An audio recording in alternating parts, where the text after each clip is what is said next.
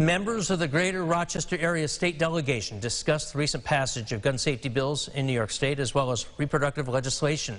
Isabel Garcia joins us live from Rochester with more details. Isabel.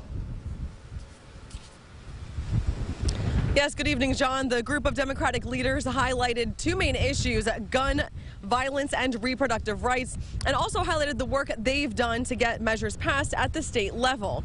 Now, as we've been reporting, the legislation passed last week and officially signed into law by Governor Kathy Hochul yesterday includes some items such as expanding New York's 2019 red flag law, also raising the age to purchase a semi-automatic rifle from 18 up to 21.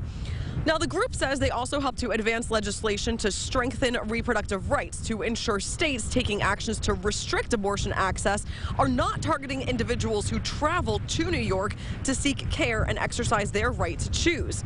Now, the gun legislation package, a series of 10 separate bills, came just as the legislative session was nearing its end, and that was all in response to the mass shootings in Buffalo and in Uvalde, Texas.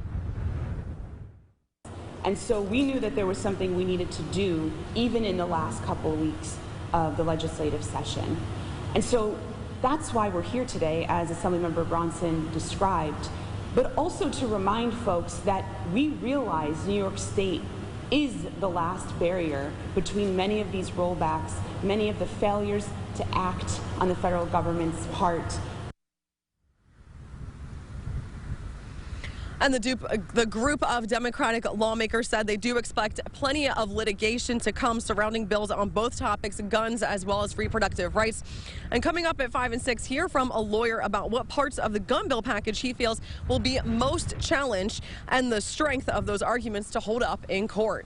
For now, we'll send it back to you in the studio. Reporting live in Rochester, Isabel Garcia, News 8. All right, Isabel, thank you. New York had codified Roe v. Wade in 2019. Another gun control measure passed will establish a task force on social media and violent extremism to better understand how these platforms have facilitated and promoted hate and domestic terrorism.